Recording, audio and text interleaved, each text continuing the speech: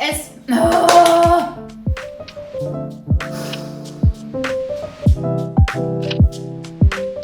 Hi friends, my name is Hanna Tkachenko and I'm a digital illustrator, and recently I also have started working as a picture book illustrator, and today we are going to discuss the process of creating the cover for this picture book.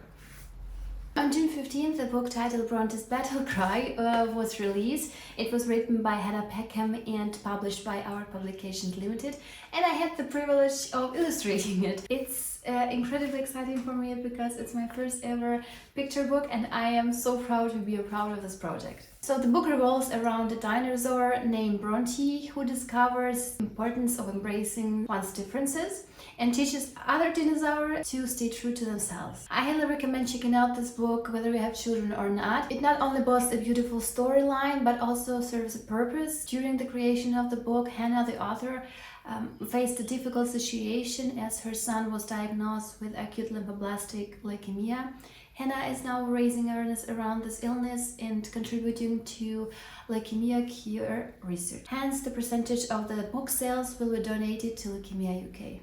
In this video, I will cover various topics related to creation of the book cover, including landing the job, requirements from the publisher, generating cover ideas, thumbnail process, sketches and conversations with the publisher, final sketch decision, final art creation, selection and creation of the font for the title, final art review, and Q&A from the Instagram. In September of last year, Anna from Our Publications reached out to me via Instagram. She had come across my auto illustration that was reposted by another art account and expressed her appreciation for it. She also inquired me whether I was involved in children's book illustration and whether I was interested in discussing possible collaboration. Although there were no specific project available at the time, we continued our conversation via email. After exchanging a few emails, we scheduled a Zoom call. During this conversation, Anna shared a book idea with me and mentioned that I might be a good fit for it. In October, there was a book fair in Frankfurt, Germany, and Our Publication were showcasing their books at this fair, so we decided to meet in person and further acquaint ourselves, and I requested that I bring some samples from my portfolio, particularly any dinosaur-related illustrations, which I didn't have at the time. Between our initial conversation and our meeting at the book fair, there were approximately 2 weeks, and during this time I had an opportunity to travel to Los Angeles for the Lightbox Expo, which was really cool. On my flight back home, I managed to create the promised dinosaur illustration. The meeting at the fair went really well, and I was so thrilled to meet Anna in real person. She was so kind and she really did like my work. So she shared my portfolio pieces with Hannah, the author. Thankfully, both Anna and Hannah were really happy with my work. So in early November, I got my illustration proposal from them. And that's the story of how I landed the job. And while I had inconsiderate creative freedom, they shared resources and details to guide me in the process. Firstly, the publisher shared the manuscript of the book with me, allowing me to familiarize myself with the storyline and with the characters. They also provided me with the dimensions for the pages, ensuring the cover will be appropriately sized. Since this was my first time working on a picture book, I was uncertain about how to create a proper layout with all of the bleeding and etc. So I reached out to the publisher with my concerns, and they were so kind to share the layout template with me that I could just open in Procreate and work directly from that. This saved me significant time. Regarding specific requirements, the author expressed her desire for the main character Bronty to be depicted as some kind of a blue tone. Additionally, she mentioned the possibility of other characters to be portrayed in different colors. To ensure the consistency throughout the book, I took this into account and created and designed all of the characters at the same time. This proved beneficial in cover creating process. As for the number of cover options and color choices, the publisher did not impose any strict guidelines. They did not specify how many options I should send in and whether there should be a colored option. However, they did inform me that the final art piece should be delivered as a PSD file in CMYK color mode. Keeping this in mind, I proceeded finalizing the art accordingly. Since this was my first time creating a book cover, I felt a bit lost initially. To gather inspiration, I conducted research by creating a mood board on Pinterest. I visited various bookstores to observe different cover compositions and styles. Eventually I decided that I wanted Bronty to be featured on the front cover and envisioned the front and the back cover and one cohesive illustration which would unfold when opened. So as you see here, this is actually one illustration. Now the thumbnails might seem a bit unclear, but the basic idea behind them was to create 12 different variations regardless of how I felt about each of them. Even if I found the potential book cover idea early on, I would continue exploring all of the 12 options. To prevent forgetting the initial idea behind each of the ideas, I colored them right away. From the initial set, I narrowed down to my favorite options, which were 1, 2, 5, and 9. Those were the concepts I chose to delve deeper and develop further. After selecting the final thumbnails, I proceeded to refine the sketches. I opened each chosen thumbnail in a new document, ensuring that the file has the right dimensions and resolution from the layout provided by the publisher. However, during this process, I had an issue. When opening a layout PDF sent by the publisher in Procreate, I discovered that the size would become smaller for some reason. To address this, I reached out to the publisher and requested a specific dimensions in centimeters so I can create the Procreate file using those dimensions, and then I would add the layout PDF into my Procreate file. It's a bit complicated, but it worked pretty well. To maintain consistency and cohesion throughout the book, I would drag and drop the original characters into each of my Procreate files I was currently working on to use it as a reference. This ensured that the characters retained the same proportions and overall look throughout all of the pages. Recognizing that the sketches might not fully convey the intended cover designs, I also worked on colored versions. Allowed the publisher to have better understanding of overall look of the cover and the feeling of each option. Ultimately, I sent to the publisher 2 different PDF files. One contained all of the options individually, while the other one provided an overview of all of the options on a single page. My idea behind that was that hopefully this arrangement allowed them to compare the designs more effectively and make the informed decision.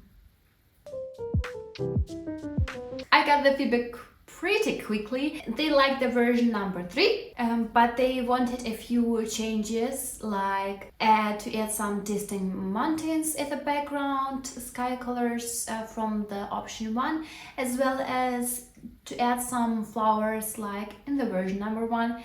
And they wanted Bronty to be singing like he is in the book. So I took all of the changes and revised the cover design and sent them this PDF with the 2 different Bronty position options. I liked the right one, and thankfully so did they. Additionally, there were a few more changes to make, like Bronty should have open eyes, adding more details to the background such as other dinosaurs, and making the back cover light in tone. So I rendered the illustration, and here is the final Procreate file. To maintain better control over the brushes used, I created a separate brush list specifically for the project, where I could drag and drop the brushes I intended to utilize. This prevented me from using too many brushes or forgetting which one I had previously used. The publisher also requested a further exploration of the font options for the title. Therefore, I created 4 different options to choose from. Interestingly, that the preferred choice was the very first font I created. Before delivering the final version, there were just a few more adjustments to make, such as to make a background a little bit lighter, and I should remove a yellow spine. I shared the final version of the card with the publisher, delivering them the file in 3 different formats: in JPEG, PSD, and a layered TIFF.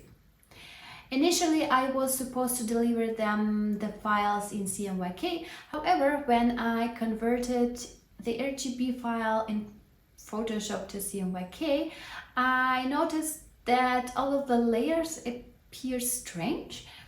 It is important to note that the Procreate doesn't handle CMYK workspace optimally yet. I encountered several difficulties while attempting to work in that color mode, and eventually I just decided to redo a few pages directly in RGB mode, which cost me like a lot of time and extra time. But during this process I learned a useful workaround. So if you open an RGB file in Photoshop and merge all of the layers into one single layer and then convert that merged image into CMYK, that works pretty well. I reached out to the publisher explaining the issue, and thankfully they were really understanding and helpful and were willing to handle the conversion to CMYK on their end. Now I will answer a few questions I got on Instagram stories, which is thank you so much for asking me them. But first of all, sip of my cold tea, because I was feeling like for a long time now a lot of information. Start by learning the basics. Invest in online classes to learn foundation of children's book. Platforms like SVS Learn or Domestika offer an excellent courses specifically tailored to this field. SVS Learn in particular, in my opinion, is highly recommended for its comprehensive resources.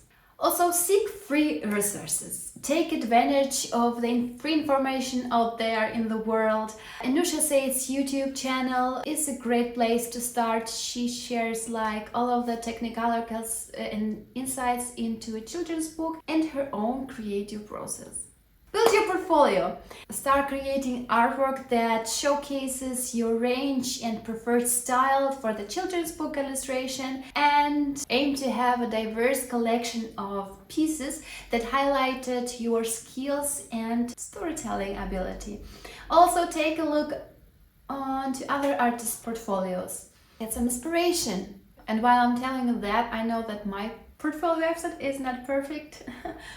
And I should work on it more, and I will, I promise. Create a website. Establish your online presence by building a portfolio website. There are numerous websites that offer both free and paid options for it, with ready-to-go, ready-to-use templates. This platform will serve to showcase your artwork and make it easily to access for the potential clients. Utilize social media. Leverage social media to promote your work and connect with potential clients. Start sharing your illustrations, behind the scenes glimpses, and insights into your process. Don't wait for the perfect moment or a complete portfolio. Just start sharing and communicate with the community. Please don't wait for the perfect moment for the complete portfolio. Just start sharing and engaging with the community. I know that social media can be a real pain and sometimes kind of depressing, but it's a really good way to get out there. And this is how I got my first children's picture book offer. So please do that. It doesn't matter how many followers you have, and it doesn't matter how perfect your artwork is, just get out there. Please do. Consider representation. While not necessary, having an illustration or literary agent can help you to secure work as children's book illustrator. Research and explore the process of approaching the agent that specializes in this field. Anusha Said's video on this topic can provide a valuable insights. Remember that building a career as a children's book illustrator takes time, dedication, and perseverance. Continue developing your skills, network with industry professionals, and stay up to date in all of the trends. And while I'm saying that, this is something that I should do, and I'm also still in the process of becoming a children's book illustrator, if I may say. As digital artists, we mostly work in RGB color mode, and the printers work in CMYK. So this is one of the most challenging things while considering printing your artwork. To ensure that your printed illustration retain the desired colors, I would recommend converting your artwork to CMYK beforehand. This conversion helps in preventing any color loss, accuracy during the printing stage. Additionally, I would suggest resizing and cropping your print according to the size you want it to be printed beforehand, rather than relying on the printer to do it for you. This way you can maintain the control over the composition and framing of your artwork. If your artwork extends to the edges of the page, add a bleed. A bleed is an extra area of the artwork that extends beyond the final trim size, allowing for slight variations during the printing and the trimming process. Consult with your printer to determine the specific bleed requirements of your project. I found color theory to be one of the most challenging subjects when it comes to creating an art, and it doesn't come naturally to me either. Here are a few steps that you can take to improve your understanding and application of the color. Learning resources. I highly recommend exploring books, online courses, tutorials that cover the color theory. One of my favorite color online courses that I took is Mastering Color: Simple Steps to Creative Vivid Art on Skillshare, and I will leave the link below.